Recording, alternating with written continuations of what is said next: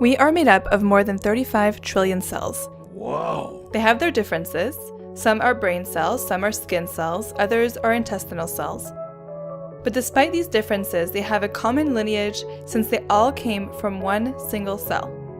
The process by which one cell makes 35 trillion cells that do everything from digesting food to killing pathogens and creating memories is a complex one.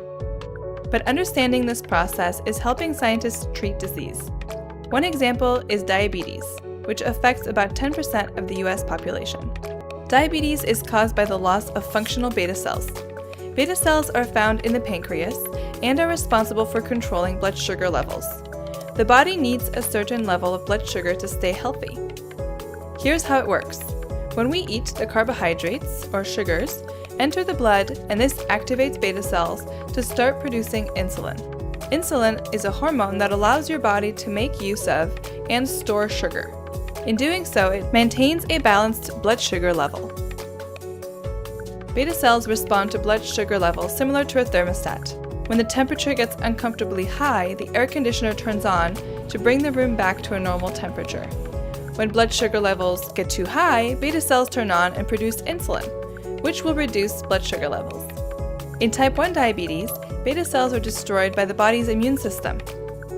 In type 2 diabetes, beta cells become dysfunctional and cannot produce enough insulin. In both cases, the loss of functional beta cells lead to elevations in blood sugar levels that damages organs and, if untreated, can lead to death.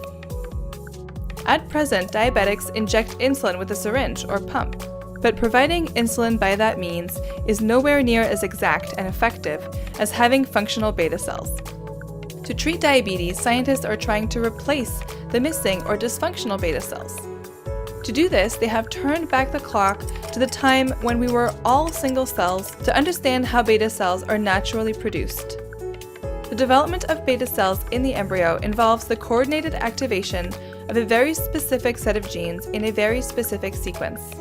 Scientists have been able to map out these genes and have been using this information to create their own beta cells from stem cells. By replicating exactly what happens in normal development of the embryo, scientists are creating beta cells in a petri dish. And these new beta cells are functional. They can produce insulin in response to blood sugar levels. Scientists are now solving a new challenge. How do we introduce these cells into the body and keep them alive? One challenge is to protect them from the immune system, which is responsible for killing beta cells in type 1 diabetes. One possible solution is to use encapsulation, or modify the surface of the cells to make them invisible to the immune system. Scientists also want to make sure they can produce enough viable beta cells to make sufficient insulin when the body needs it. These are the next set of challenges on our road to treating and maybe even curing diabetes.